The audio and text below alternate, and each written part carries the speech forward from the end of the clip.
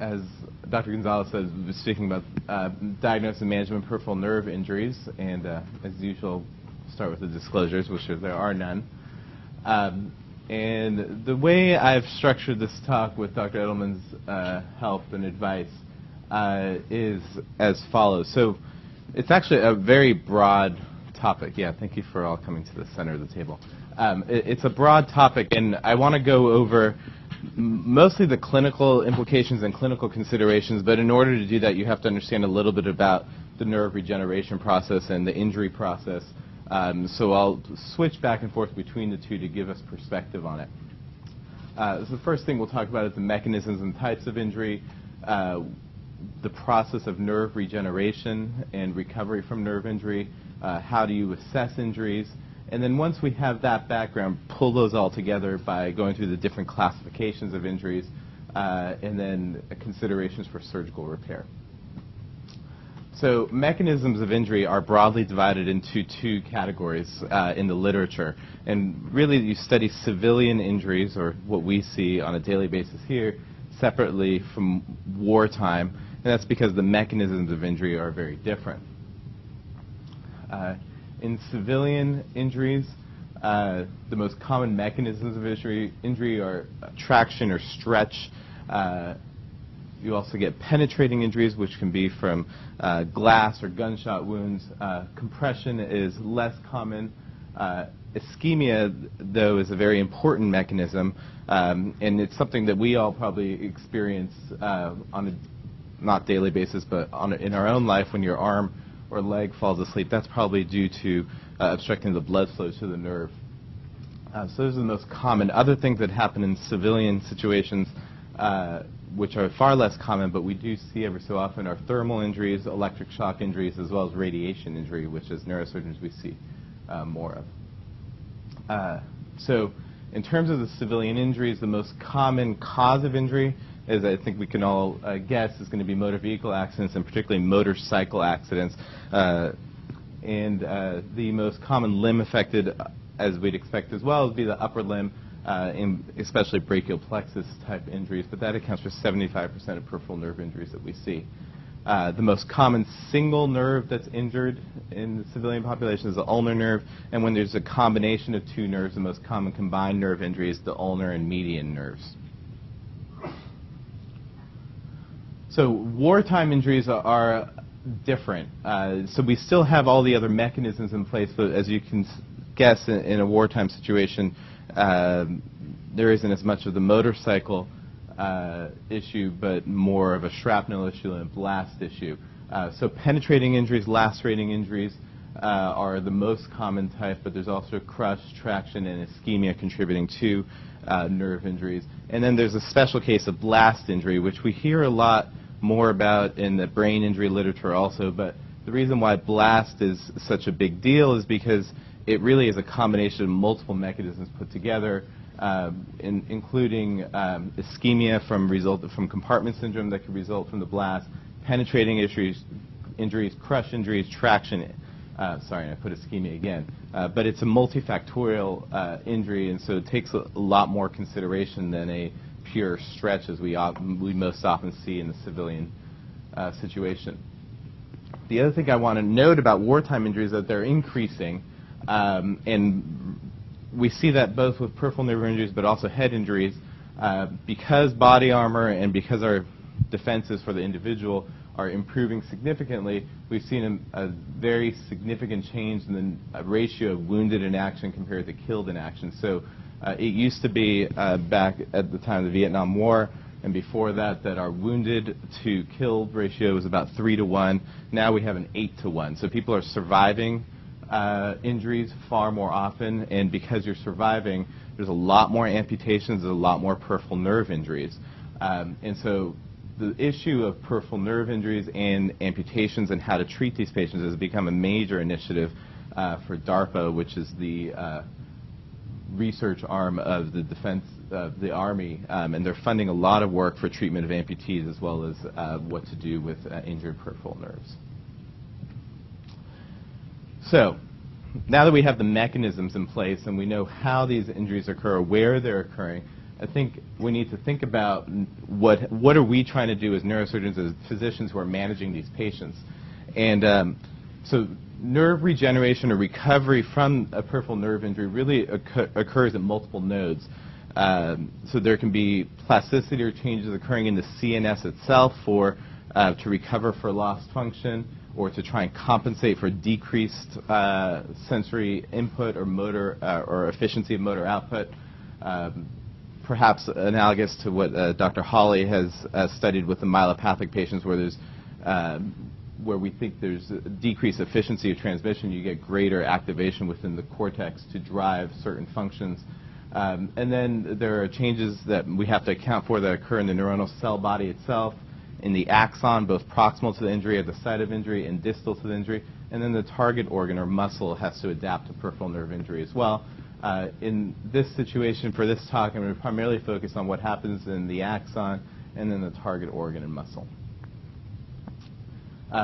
So I think the three primary modes of repair that we need to be concerned about and affect our daily decision-making and our observation of patients as they're recovering from peripheral nerve injuries are going to be remyelination, collateral sprouting, and nerve regeneration. And these all occur in the setting of different degrees of injury, and they compensate differently. Their time frame is also very different. So remyelination, so injury to myelin, keeping the axon intact, you can get recovery. In the literature, they say as little as hours, but probably days to weeks and up to 3 months. Collateral sprouting, so getting new neuromuscular junctions from distal intact axons, occurs over a period of 2 to 6 months. And nerve regeneration, so actual regrowth of the axon through growth cones, will occur roughly at a rate of about 1 millimeter per day.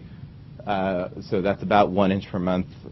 And those are critical numbers to keep, to be aware of, because all those numbers, the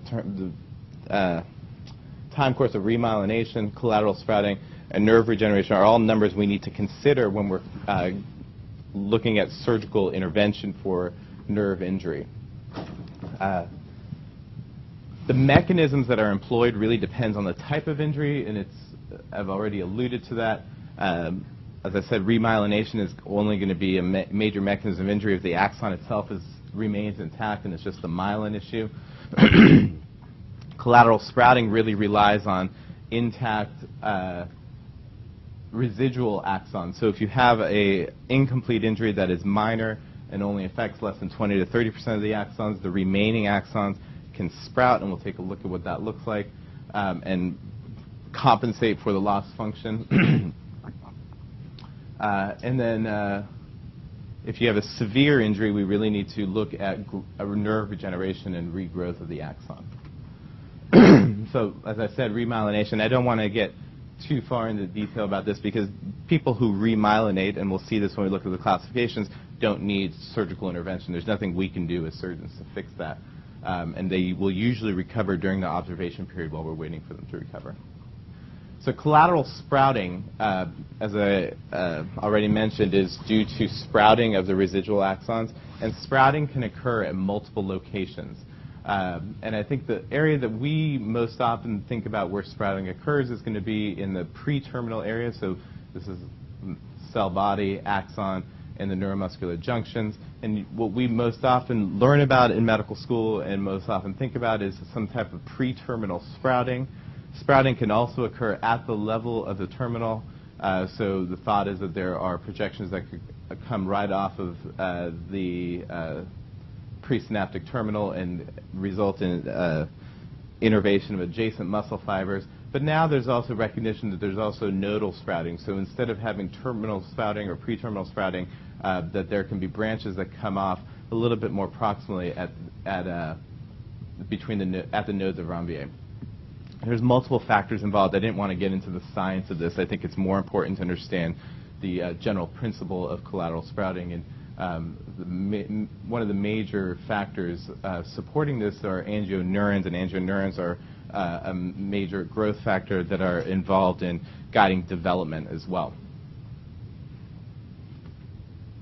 Nerve regeneration. So So now that we're looking at injuries, major injuries where we're relying on the axon itself or the residual axon to regrow, besides the growth cone itself, besides the nerve itself that needs to regrow, nerve regeneration is highly dependent and critically dependent on the existence of Schwann cells. Excuse me. So after injury, the distal part of the axon degenerates. And as it degenerates, obviously the Schwann cells that are there lose contact with that axon, and the Schwann cells de-differentiate and divide into daughter cells. And these daughter cells have the potential to turn into mature Schwann cells again, but what they really do is they turn into a pre-myelinating phenotype and start expressing cells, or start expressing molecules that are supportive of regrowth of that nerve. The major factor, I guess not surprisingly based on its name, is NGF. So they start expressing high levels of NGF as well as NGF receptors, so there's autoregulation. And that all is initiated by a cascade, that cascade is initiated by release of IL-1 from macrophages that are coming in to clean up the injury. So the combination of IL-1 and IL-1 from macrophages and NGF receptors produced by the Schwann cells that are where the nerve used to be stimulates those regenerating axonal sprouts or the growth cones. At the same time, the Schwann cells not only express nerve growth factor, which stimulates the nerve to grow, but it also stimulates production of extracellular matrix molecules. The critical ones are listed here: laminin, fibronectin, and tenascin. I'm not sure that's pronounced correctly. But those provide a scaffold for the nerve to grow through. So you're stimulating the nerve. The Schwann cells are stimulating the nerve to regrow. It's providing a scaffold for regrowth. And also provides cell adhesion molecules to help guide the growth cone as well. And those cell adhesion molecules are particularly important because they actually help guide the sprouting axon and growth cone. They give it direction. So growth cones, as these nerves start growing, they send out filopodia, and basically finger-like extensions to explore and sample the environment. This is a schematic drawing. This is actually an image using an artificial substance to try and stimulate the growth cone and attracting it using a magnetic, I don't know exactly, but it showed what I really use this image for is to demonstrate the filopodia growing towards a target. And what I was starting to say is that these filopodia sense those those adhesion molecules and help guide it in a certain direction to redirect growth. So it's very much like the developmental process of peripheral innervation, and we're just reliving it after nerve injury. So these growth cones from the axons traverse the Schwann cells and through the endoneurial tube, and the endoneurial tube is really critical for the regrowth process. And there's both chemo and contact-mediated attraction and repulsion, so it finds and senses every direction and identifies the direction that has the best environment for regrowth. And what happens is, as these nerves start growing and as there is a permanent contact between the growth cone, or as the growth cone has traversed a certain area and the Schwann cells have already provided its signal, those Schwann cells now differentiate back into a mature Schwann cell phenotype and support it for the rest of its functional life. There are inhibitors and promoters of the regrowth, like collapsin-1 is a major inhibitor of growth, and so NGF and BDNF inhibit that inhibition. So the nerve regeneration process sort of describes this ideal situation where this nerve growth, so you have the Schwann cells that set up the perfect environment, provide a growth factor, create the extracellular matrix, provide cell adhesion molecules. These nerve growth cones, the growth cones then start growing through it, They get all the signals that they need from the Schwann cells. There's a perfect endoneurial tube. But what happens is it's not always ideal like that. And if there's any dysfunction in the Schwann cells or if there's extensive endoneurial damage, these growth cones lose their signals and they have troubles with regrowth. But the most important thing to realize is once you get through the area of injury, once they get back into the distal nerve beyond the site of injury, there's a very good chance of recovery if you get that far. Okay, so that's sort of the science behind it at a very cursory level. I want to go over the assessment tools that we have. And there's really, it's a multimodal assessment. There's anatomy. You really have to know your anatomy as well as physical exams to test specific muscle groups. EMG and nerve conduction studies are really critical, and we'll look at how those influence our decision making. MR neurography can be helpful to identify whether there's continued compression or whether there's a disconnection of the nerve. And then we need to assess when the injury occurred and how that factors into our management.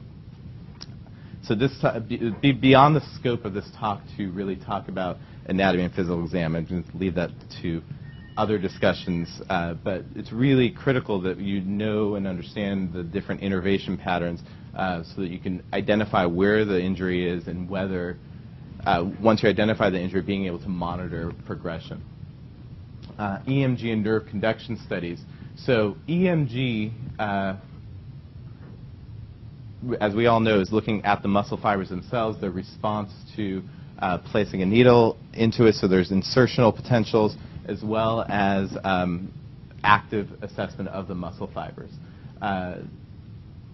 So I think the one point I want to stress to you is that an EMG in an early period after peripheral nerve injury is not useful.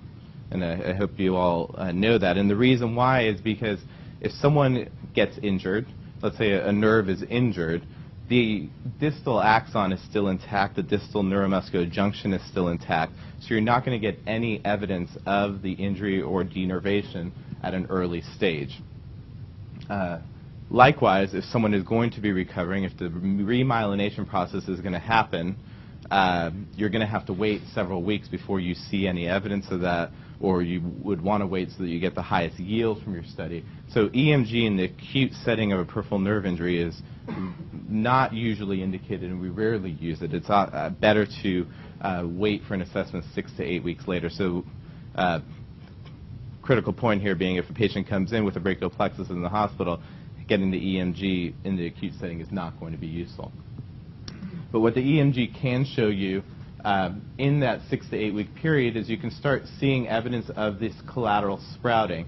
And instead of getting sharp amplitude motor action potentials, what you get is small amplitude and polyphasic, because the nerves that are there that are recruiting the muscle fibers are recruiting multiple muscle fibers instead of the single muscle fibers or the discrete group of muscle fibers they were recruiting before, and they become smaller amplitude signals.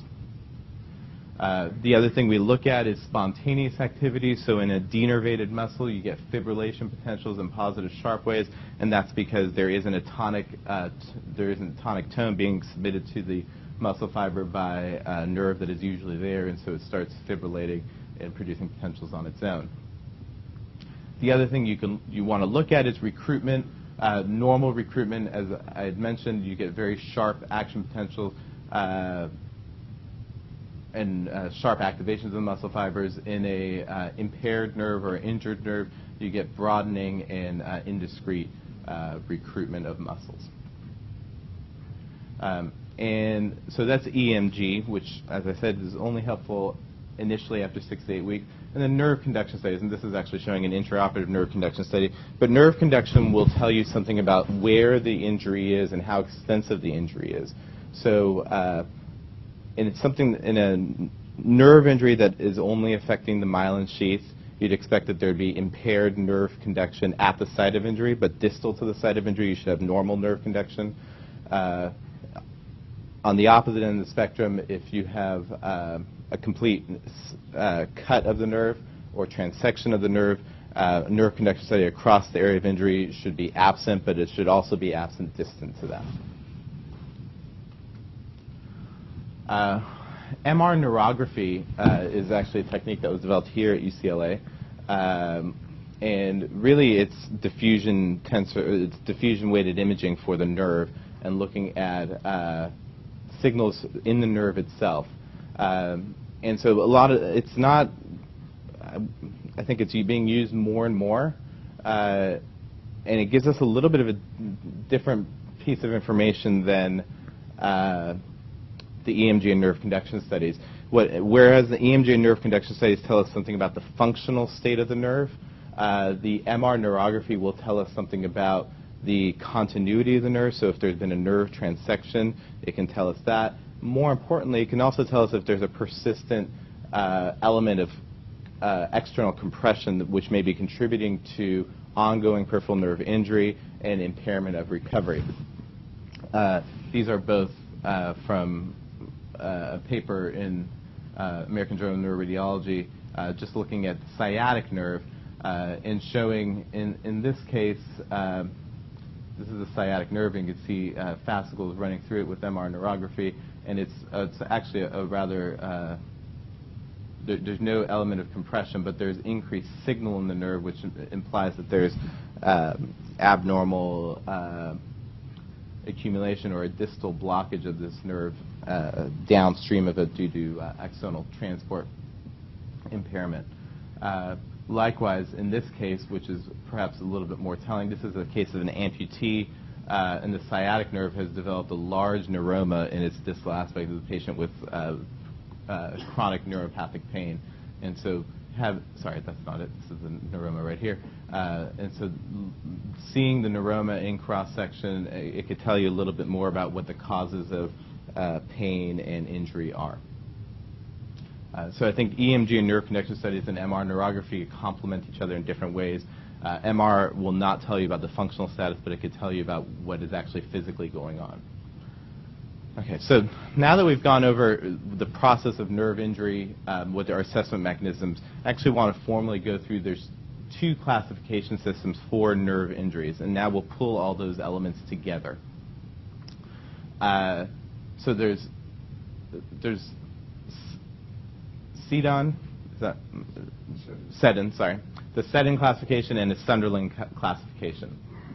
And SEDON actually predated the Sunderland classification. SEDON has 3 categories, and Sunderland has 5 categories, and they complement each other. So SEDON has neuropraxia, so it's the inability of the nerve to function as the lowest grade injury. These are all going to be words that I'm having difficulty pronouncing. The second level of injury is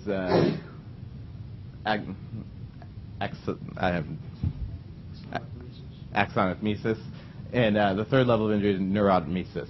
And really, if you look at it, they make sense. They look like difficult words, but neuropraxia is the inability of the nerve to function. Axonmesis is a disconnection of the axon itself. Neurotmesis is a disconnection or a disconnection of the nerve itself. Sunderland goes from 1 through 5, starting with complete motor paralysis to loss of axonal continuity. Level 3 has loss of axonal continuity, but also has disruption of the endoneurium. And then level 4 has disruption of the perineurium, and level 5 is going to be complete transection of the nerve. And so schematically, this is the best way to represent this, and this is from Netter.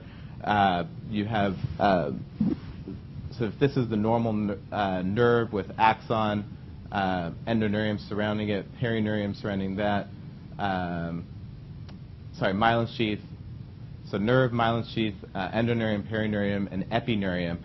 In a grade 1, Sunderland grade 1, or a neuropraxic injury, all you have is disruption of the myelin. So instead of the myelin being completely surrounding the nerve, there's disruption of the myelin. Level 2, the axon itself is injured, but the endoneurium remains intact, and that's critical to differentiate from 2 from 3. So that's the major step and the major difference between nerve injuries. Once the endoneurium is damaged, it becomes a different prognosis. and level 4 has a perineurium injury, and then, as I said, level 5, or Sunderland grade 5, has a complete nerve laceration. The problem with the setting classification is that really we don't differentiate between 2, 3, and 4. And 2 and 3 are very different injuries in terms of prognosis and in terms of management, and that's why I'll go through each one right now. So neuropraxic injury, or Sunderland grade 1, axons are in continuity, as Dr. Gonzalez just said. It's attributed to myelin loss, and it affects motor function greater than sensory function. And we see these with people who have, let's say, a leg crossing peroneal palsy. So people who cross their legs a lot can get this. Can be due to ischemic damage, as everyone now uncrosses their legs, or a Saturday night radial palsy. So as axon is in continuity, prognosis is very good. So examine this situation. So someone comes in with complete motor paralysis.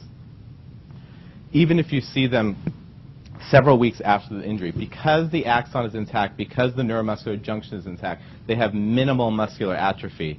If they have any atrophy, it's due to disuse atrophy, but it's not the same as having a denervated muscle and getting atrophy from that. The other thing is Tunnel sign. So we all learn about Tunnel sign and carpal tunnel syndrome, but you can use Tunnel sign in any nerve situation. And in a neuropraxic injury or Sunderland type 1, a grade 1 injury, if you tap at the area of injury, you will produce a tingling sensation or perhaps a painful situation. But if you tap anywhere else along the nerve, because the nerve is intact and not dysfunctional anywhere else, you will not get any other symptoms. So it's a very focal Tunnel sign. The EMG will show no deafferentation potentials, again, because the axon and the neuromuscular junction is intact.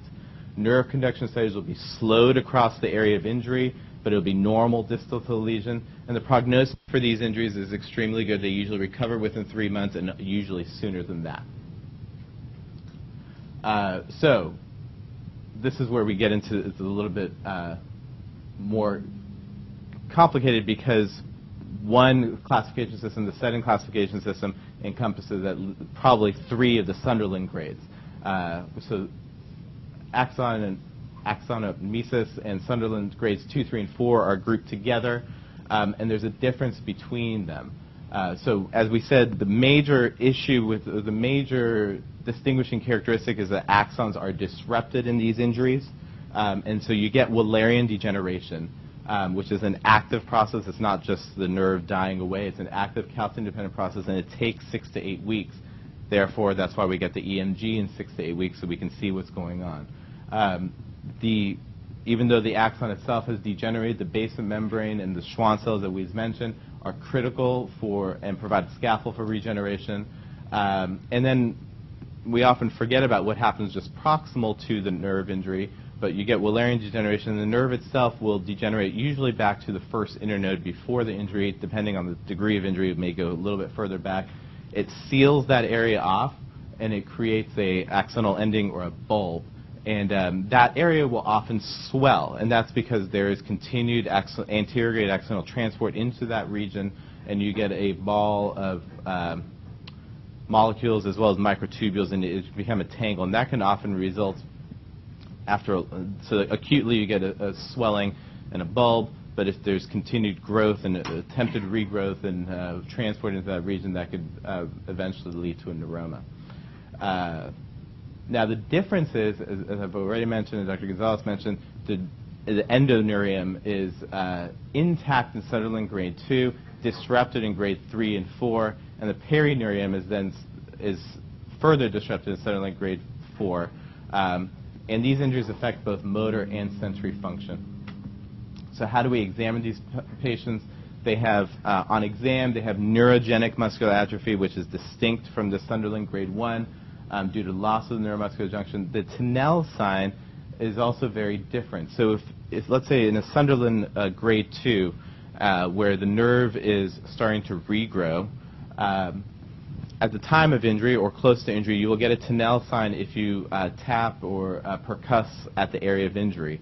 If the nerve is regrowing, you can follow that Tunnel sign down the anatomic course of the nerve and provide yourself some feedback or reassurance that the nerve is starting to regrow through its anatomic course. It's at the area where the growth cones are and where the nerve is regrowing where you get that positive Tinel sign. So the Tinel sign can actually be a very useful sign in the management of these injuries. EMG, as I've mentioned now several times, should be in 6 to 8 weeks after injury, and then we're looking for deafferentation and insertional fibrillations. Nerve conduction studies, as I said, is absent across and distal to the site of injury. And prognosis, again, because the endoneurium is intact here, people do very well. They don't need surgical intervention. Sunderland 3 and 4, they don't do as well because they have trouble getting across those areas of endoneurial disruption as well as Schwann cell disruption, and they may need surgical assistance or intervention. The last one is grade 5 or neurodemesis. There's loss of nerve trend continuity. Wallerian degeneration still occurs. Severe traumas, sharp lacerations. If untreated, we'll talk about the timing of treatment, but it will result in neurogenic muscular atrophy. This is everything you'd expect from a nerve disconnection. EMG will show deafferentation, insertional fibrillations. Nerve conduction studies will be absent, and the prognosis really depends on the type of injury and the timing of recovery. So sharp injuries, a stab, will do extremely well with early repair. Blunt injuries don't do as well. They need delayed repair, and we'll talk about that in a moment. So there is a special case which I haven't included in this classification system, and that's brachial plexus injury. So brachial plexus can have all the different injuries that we described, but we also need to be aware of nerve root avulsions. And there's multiple signs of that. So this is where the nerve root is actually avulsed from the spinal cord. It results in a pseudomeningocele, and this is classically what it looks like. It could look larger than that, it could look smaller than that. It's not always there, but it's if you do see it, it's very diagnostic. So these pseudomeningoceles tell you that the nerve is disconnected. If you have a pseudomeningocele, your nerve is not going to recover. The nerve regrowth cannot occur through that region. Besides the pseudomeningocele, EMG is extremely helpful because, as you'd expect with any nerve injury, there's going to be absent motor action potentials because of Wallerian degeneration. The nerve is not going to be there to carry potentials, but there are persistent sensory action potentials. The reason why is the dorsal root ganglion. When you get a nerve root avulsion, the dorsal root ganglion stays with the avulsed nerve. So the cell body is with those sensory nerves. Sensory nerves do not degenerate, and so even though the signal is not getting up to the brain, you're still getting signals carried across the sensory nerve. So this is the distinguishing characteristics of EMG findings for the nerve root avulsion, which you may not see on, if you don't see the pseudomeningocele, you should see this on EMG. So just to differentiate this, if you have a peripheral nerve injury, the sensory nerve, because it's disconnected from the cell body, will degenerate as well as the motor axons.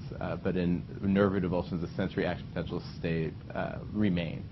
Management for these, if you want to do anything, they require surgical intervention. The surgical intervention is not going to be at the site of the nerve root avulsion. It's going to be distal to that, so you have to do a neurotization procedure or a reanimation procedure or nerve transfer procedure to try and animate those nerves that are not functioning. And that's usually done after 2 to 3 months. It can be done sooner, but since we know these patients aren't going to recover, we don't usually wait the several months, up to 6 months that we do for other patients to see if they perhaps might get better. We know they're not going to get better. Nerve root avulsions don't recover. So surgical considerations. I think the most important thing from a surgical standpoint is incomplete lesions do better without a surgeon touching them. So if someone has function intact, well, I shouldn't say, do better without surgery. Let me explain that a little better. But incomplete lesions, so if someone has partial motor function or partial sensory function, that's a very important thing to be aware of. There are some surgical situations if there's persistent compression where we can help them and perform a neurolysis, but you have to know that there's something that you're looking for. Otherwise, conservative management in those injuries is far better than trying to go in and make something that's good better. Issues that we need to consider is the time since the injury, and we'll talk about timing a little bit more. The length of the segment between the injury and the end organ, so you have to be aware if the injury for example, is in your peroneal nerve, and the closest muscle of reinnervation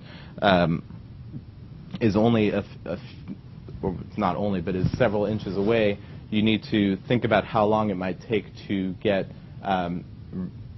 your initial signs of reinnervation in that in those muscle groups. You have to think about the gap of injury. So was there something where the nerve has been disconnected, or how long the injury actually is? The longer the length of the injury, the less likely that recovery is going to occur and that surgical intervention is necessary. Age is always a consideration. Patients who are younger do better with these types of surgeries. You have to think about the mechanism of injury, as we do with any surgical procedure, severity of injury, and the presence of pain. So time. There are some indications for immediate or early repair. So sharp, clean lacerations. If you talk to surgeons who do peripheral nerve injury, it's not uncommon to get called by another service who has inadvertently sharply transected a nerve. And so what you should do is go into the operating room and immediately reanastomose that nerve if they're not doing it themselves. Other indications for early repair are an expanding hematoma, someone who's at risk for contractures, and I guess that's on a case-by-case basis. And then injuries that occur at potential sites of entrapment. It's not an immediate repair, but early repair may be indicated if there's suggestions that an entrapment is occurring. Yeah. So special cases. So this happens not commonly, but not uncommonly. Blunt or thermal lacerations, and that's obviously iatrogenic. The thermal lacerations are iatrogenic injuries, so patients who might have had a bovie go through a nerve, and what do you do about that? So it's a different. Although it's a your thought would be, well, they just put a bovie through, let's just reconnect it or trim it back. But the proper thing to do is actually not to do an immediate repair, but to tack down those two parts of the nerve, or the two ends of the nerve, stumps of the nerve, and come back after several weeks. Once the extent of damage is obvious, cut the nerve back and use a sural nerve or a nerve graft to bridge that area if you can't get the nerve in close approximation. So delayed repair, and you tack the nerve in place for future coaptation. Surgical techniques. We have many techniques that we use from, I guess the least invasive is just watching them and getting repeat EMGs. Surgically, our least invasive procedure is an external neurolysis, and that involves just going in and basically doing a decompression, a circumferential decompression of the nerve, and you use intraoperative nerve action potentials to determine whether you should go ahead with any further surgery. If you're at a site of injury and you've exposed proximal and distal to the nerve, and you've done your decompression, and before you did it, there's not much conduction, but then you do your decompression, you have nerve action potentials or conduction through that site of injury, you should stop your surgery. You shouldn't go in. This goes back to the adage that we can't do better than the body's going to do itself. So if there's signal getting through the site of injury, don't think about a graft. We can consider internal neurolysis, so if there is a neuroma formation, and that's going to be due to a tangle of nerve growth cones that are trying to get through a site of injury, but they haven't been able to because of disrupted internal structure, an internal neurolysis may be indicated to clear up some of the scar and to allow the fascicles that can regrow to regrow. For me, I mean, in my experience, like I said, I've only seen an internal neurolysis done once. I think if you do an external neurolysis, you've got nerve action potentials, just leave good enough alone because it's difficult to make it better. If there's no nerve action potentials, then you have to think about procedure to repair the nerve. So cut out the injured portion and then graft it. So one important thing is what the terminology. So we all talk about nerve anastomoses, that it actually isn't an anastomosis. It's a coaptation. The difference being that anastomosis is connection of hollow structures to one another. So with blood vessels, that's an anastomosis. These are not hollow structures, theoretically. We're trying to actually connect structure with some structure to provide the growth cone signals to grow through. You can do end-to-end. I've not seen it, but there's a lot of literature now coming out about end-to-side anastomoses, so I can't comment on that any further. Autologous grafts, so if you can't get the ends back together, you can use graft. Sural nerve is usually what we use, and you can get up to 25 or 30 centimeters from each sural nerve if you go all the way from the behind the lateral malleolus up into the popliteal fossa, which is a long incision, but it's what you need to do. And then a lot of times, especially the ENTs, when they're doing facial nerve repairs, after they've done a resection, for example, of a parotid tumor, we'll use tube or artificial structures to span the gap between the proximal stump of the facial nerve and the distal stump of the facial nerve. The other type of surgery that we do besides coapting nerves together or putting nerve ends together is a nerve transfer and neurotization procedures. And in this case, what we do is instead of using a sural nerve graft, which basically provides a conduit for the nerve to grow through, what we take is we take a functional nerve and we use that functional nerve ending and plug it into the distal stump so that it actively reinnervates that distal nerve stump to provide function. The advantages of this technique, so donors that you can use, there's spinal accessory, branches of the ulnar nerve, radial nerve, intercostals are used more often. The advantage of this technique is that instead of putting a sural nerve graft where your proximal growth cone has to grow through that graft at the proximal coaptation site, and then it has to grow through it and then grow across another coaptation, you're taking a functional nerve, you're implanting it closer to your target muscle, and reinnervation theoretically has a higher chance of occurring. But what you're basically doing is taking a functional nerve or a functional fascicle from something that's already working and possibly weakening another muscle. But that's why we only take a fascicle. So Dr. Elliman and I just did a procedure a couple weeks ago where we took fascicles from the radial nerve and transferred it to the axillary nerve. And the thought is that the length of the axillary nerve injury was too long and too extensive for us to try and graft it. We would have used a graft that was probably several centimeters long to get across it. Instead, what we did is we were able to take branches of the radial nerve, swing that over to the distal stump of the axillary nerve. We end up having a functional nerve closer to the muscles. It's a smaller gap, shorter distance that the nerve needs to transfer. So what happens with that muscle is, you say, well, then how do they know how to activate it? So let's say he wants to do deltoid, move his deltoids later. What will happen is if you do an EMG on this patient, you ask them to extend their elbow, they will get deltoid, if the nerve transfer works, they'll get deltoid activations. But our brains are very plastic and they're able to adapt to this, and eventually they're able to reprogram themselves and isolate just deltoid movement, although never quite as good as it was before the injury.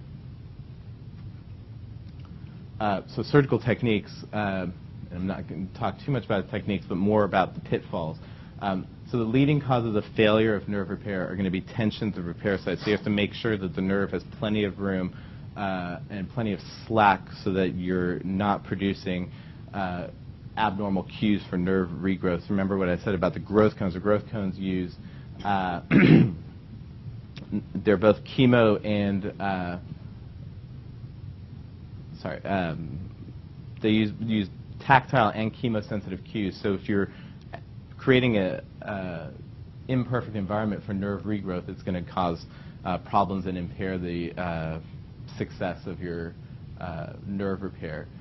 The other thing is inadequate resection of injured nerves. So when you have an injured nerve, it's scarred extensively. If you don't cut back far enough to an area where the nerve is healthy and it can regrow through that area, you're going to have problems with nerve regrowth because you just haven't solved the initial problem. So overall surgical management schemes, I think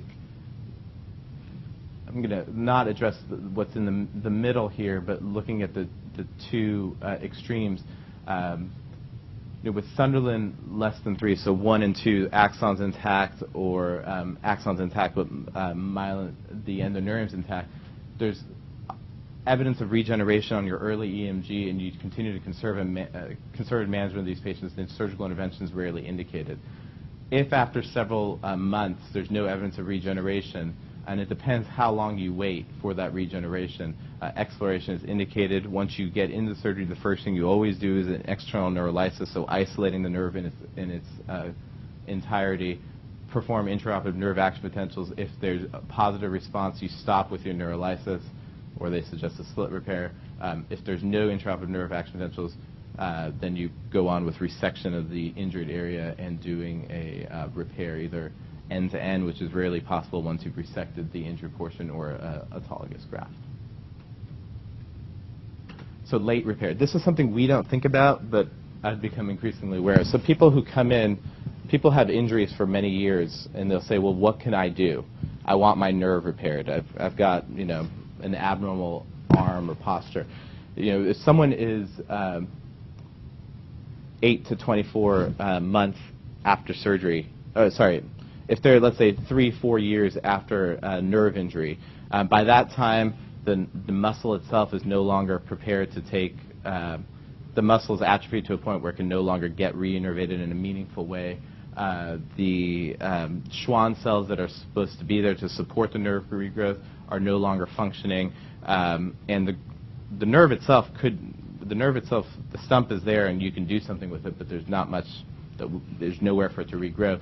We should be considering these patients for tendon transfer surgery, so it's easy to, orthopedic surgeons do these often, and we can restore some function. It's not a high level of function, but it's something we should be considering patients for and sending them to the orthopedics.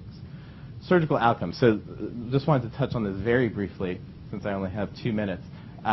So good outcomes in peripheral nerve surgery are based on the principle that a little is better than nothing. So as I said, we don't operate on people who have something, so it's really the people with nothing. And if we can give them a little bit of function back, we think it's a good outcome. 3 out of 5 strength is considered good. So you can imagine if someone has no deltoid function, if we can get 3 out of 5 function back, that's a huge improvement for them to be able to lift their shoulder up. Factors that affect outcome, so which nerve is affected will determine how well your surgery or what the outcomes are. Upper brachial plexus does better than lower brachial plexus repairs. Radial nerve does better than ulnar nerve. Tibial nerve does much better than peroneal nerve. Peroneal is by far, in every study that you look at, the worst nerve to repair. The outcomes are the worst. Distance of the repair from the end organ. So if you can get your repair as close as possible to the end organ, that means the nerve has to regrow the shortest distance. That has the best outcomes.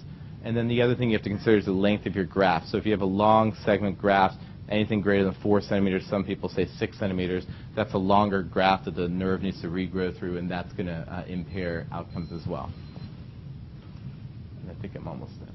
And I am done. So just beyond the references that I have in the paper, in the talk throughout, these are a couple really high yield references that really sum up a lot of the major points of peripheral nerve management. I recommend them too.